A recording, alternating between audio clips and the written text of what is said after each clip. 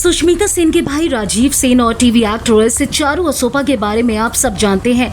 साल 2023 यानी कि इसी साल 8 जून को दोनों का डिवोर्स हो गया। अब हाल ही में राजीव सेन ने तलाक से गुजरने के बारे में बात की है और बताया है कि तलाक के बाद उनकी लाइफ किस तरीके से गुजर रही है। इसके साथ ही उन्होंने ये भी बताया कि अपनी बहन सुष्मिता सेन से की जाने वाले कंपैरिजन के बारे में जो सवाल थे उनका उन्होंने किस तरीके से सोशल मीडिया का सहारा लिया।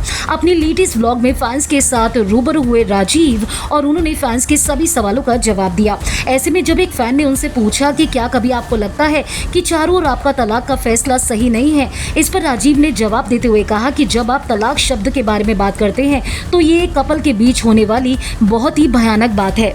वजह चाहे जो भी हो, ये अच्छा नहीं है। तलाक का फैसला एक कपल के बीच बेहद पर्सनल बात होती है। उनका नज़रिया अलग और मेरा नज़रिया अलग। राजीव सेन ने कहा कि तलाक कोई जवाब नहीं। उन्होंने कहा कि जब तक ये रिश्ता बहुत जहरीला ना हो, तलाक इसका जवाब नहीं है। लेकिन अगर आपके बीच कुछ वैसी ही छोटी मोटी प्रॉब्लम्स हैं जिनका कि कोई सोल्यूशन हो सकता है, छोटी छोटी चीज़ों के लिए झगड़े हो रहे हैं और हम एक दूसरे से बात करके उस पर काबू पा सकते हैं। इस मामले में मुझे लगता है कि मेरे मामले में मैंने कोशिश की कि तलाक ना हो, क्योंकि इसका मुझे और चारू से ज्यादा मेरी बेटी से लेना देना था। लेकिन इसका मतलब ये नहीं कि अगर आपका कोई बच्चा नहीं है तो आप कोशिश ना करें। राजीव सेन का मानना है कि उनके और चारू के साथ जो कुछ हुआ वो गलत हुआ। उनके शब्दों में अगर कहा जाए तो उन्होंने कहा, शादी दो लोगों के बीच नहीं, दो परिवारों के बीच भी होती है। बिल्कुल, जब आपका बच्चा हो तो ये तलाक का फैसला लेना सही नहीं। एक बच्चा माँ और पापा दोनों के प्यार का हकदार होता है। जो भी हुआ वो गलत हुआ, ये मेरा नजरिया है। मैं अपनी बेटी के लिए जो भी बेस्ट है वो कर रहा हूँ। राजीव सेन ने काफी सारी बातें की और इसके साथ ही अपने इसी Q&A सेशन में राजीव ने अपने फैंस को ये सलाह दी कि अपने बच्चों को अपनी प्रायोरिटी बनाएं। उन्होंने कहा कि इससे कोई फर्क नहीं पड़ता कि कपल के बीच कितने ज्यादा मतभेद हो।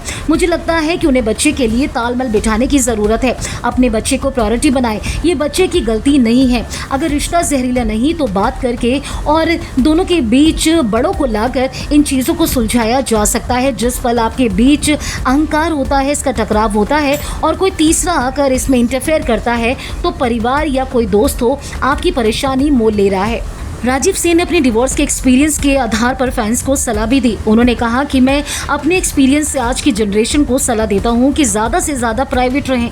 आपको इसे दुनिया के दिखाने की ज़रूरत नहीं। आपकी लवी डवी फोटोज़ को पोस्ट करने की ज़रूरत नहीं है। कभी कभी ये ठीक भी है लेकिन हमेशा नहीं। आपको अपनी कमाई या फिर अपनी लाइफ में क्या कर रहे हैं इसके बारे में घमंड करने की ज़रूरत नहीं। नज़र लग जाती है लोगों की। कभी कभी नफरत करने वालों में परिवार का भी कोई होता है। कोई भी अच्छा रिश्ता प्राइवेसी के साथ अच्छा होता है। राजीव सेन जिस तरीके से बात करते नजर आए हैं, उनकी बातों से ये चीज तो साफ हो गई है कि चारू के चले जाने से, ये चारू से डिवोर्स लेने के बाद उन्हें इस बात का पछतावा है और उन्हें डिवोर्स का जो अपना डिसीजन था वो भी बिल्कुल गलत लगा। लेकिन उन्होंने ये भी कहा कि उन्होंने इस रिश्ते को बचाने की पूरी कोशिश की है, लेकिन अपने इस रिश्ते को वो कहीं पर भी बचा नहीं पाए।